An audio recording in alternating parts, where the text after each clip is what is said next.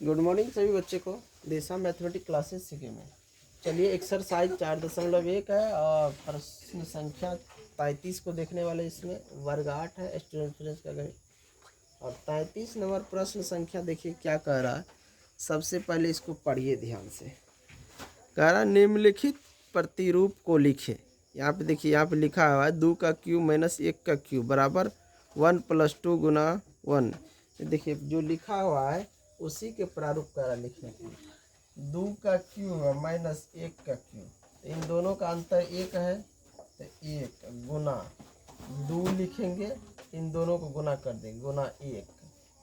अब प्लस में आप देखो यहाँ पे 3 क्यूब में है तो 3 को यहाँ लिख देंगे। अब फिर लिखा है 3 का क्यूब माइनस 2 का क्यूब, इसको भी लिखा है। 1 तो लिखवे किया है, दोनों का अंतर 1 है, इन दोनों को फिर गुना कर दिया है, 3 गुना 2। यहाँ गुना ये क्यूब ऊपर में जो इसको लिख दिया है।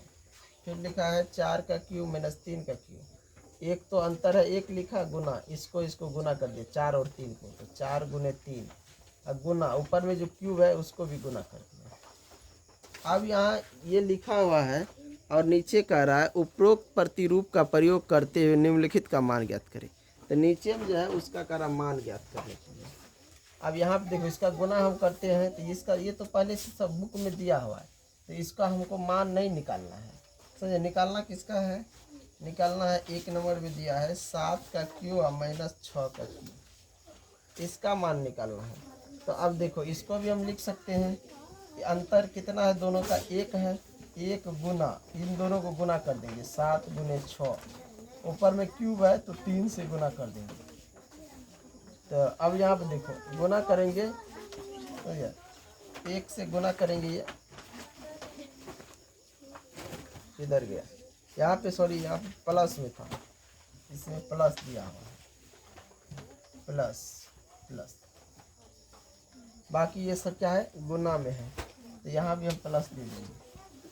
अब देखो गुना कर देंगे, 1 तो रहबे करेगा प्लस, 7 गुना 6 करेंगे यानी 7 6 42, 42 तिया 42 तिया, 3 दूना 6 और फिर 3 से गुना करेंगे 4 तिया 12, 126। एक जोड़ेंगे तो ये हो जाएगा 127।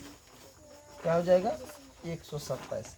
इसी तरह 2 नंबर में दिया है, 2 नंबर में लिखा है 12 का क्यूब माइनस 11 का क्यूब, 12 का क्यूब माइनस 11 का क्यूब, समझ गया? 12 का क्यूब माइनस 11 का क्यूब में देखिए एक अंतर 1 का है तो 1 तो लिखेंगे जोड़, 12 गुना 11 कर देंगे, 12 गुना 11 गुना ऊपर में क्यू लगा है तो क्यू कर देंगे, 3 से गुना, 1 और 3 रहेगा गुना में, ये जोड़ में रहेगा, ये गुना में, बाकी इन दोनों संख्या को गुना करते जाएंगे। अब देख रहे हैं यहाँ 1 प्लस 12 गुना 11 कितना होता है, या 11 तिया 33 और 33 में 12, इन तीनों संख्या को गुना करके यहाँ पे देंगे। तो तीनों संख्या को जब गुना करेगा ये आ जाएगा 396, 396 में 1 जोड़ देगा 397 हो जाएगा। उसके बाद 3 नंबर में दिया है, 3 नंबर में लिखा है 20 का क्यूब माइनस 19 का क्यूब, यहाँ भी अंतर 1 है तो 1 प्लस 20 गुना 19, 20 गुना 19 गुना ये तो ऊपर में 3 जो है 3, समझ गया? तो अब यहाँ पे 1 प्लस 20 गुना 19, तो 19 दूना 38, 380, 380 में 3 से गुना कर देंगे तो ये आ जाएगा 1140, अब प्लस 1 जोड़ देंगे तो 1141 हो जाएगा। यही आंसर आ रहा है, ये सब क्या है? आंसर है जो मान निकल रहा है। 4 नंबर दिख रहा है नहीं आता है? 4 नंबर पे देखो, 4 में लिखा है 51 का क्यूब माइनस 50 का क्यूब, तो यहाँ अंतर 1 का है, 1 जोड़ 51 गुने 50 गुने 3, तो 1 प्लस 50 को 51 से गुना करेंगे और फिर 3 से गुना करेंगे तो ये आ जाएगा 76 76 50 और उसमें एक जोड़ेंगे तो ये क्या आ जाएगा 76 51। ये आंसर हो गया। तो मान जो है 33 नंबर का कह रहा था सभी प्रारूप लिख के, इसके प्रारूप लिख के फिर मान निकालने के लिए, जो कि मान हम निकाल दिए हैं, किसी कोई दिक्कत नहीं। आगे फिर देखिए दूसरा सवाल दे, 34 नंबर में एक और सवाल है। कह रहा है कि 1 का क्यू 1 होता है, अब फिर 3 जोड़ 5 यानी 3 और 5 विषम संख्या है, तो 2 को संख्या का क्यू 2 हुआ। फिर 7 9 11 3 को विषम संख्या है, 3 को क्यू लिख दिया। फिर है 13 15 17 19, इनका पाव 4 संख्या है तो 4 का क्यू लिख दिया। इसी प्रकार 21 23 25 27 29, 5 संख्या है तो 5 का क्यू लिख दिया। नीचे में कह रहा है 10 का क्यू प्राप्त करने के लिए कितनी क्रमागत विषम संख्या की आवश्यकता होगी, तो 10 गो होगी। समझ गया। चलिए इनको मिटा के इसको भी समझाते हैं। चलिए इसमें कह रहा है कि 1 का क्यूब तो 1 का क्यूब लिख सकते, 1 का क्यूब को एक बार क्यूब करे तो वही होगा। 3 + 5 2 संख्या है तो 2 क्यूब लिख दिया है। उसके बाद 7 + 9 + 11, ये 3 को विषम संख्या है तो 3 का क्यूब कर दिया। यहाँ 2 को विषम संख्या 2 का क्यूब कर दिया, 1 विषम संख्या 1 का क्यूब कर दिया, 3 को विषम संख्या 3 का क्यूब कर दिया है। फिर ले लिया है 13 जोड़ 17 जोड़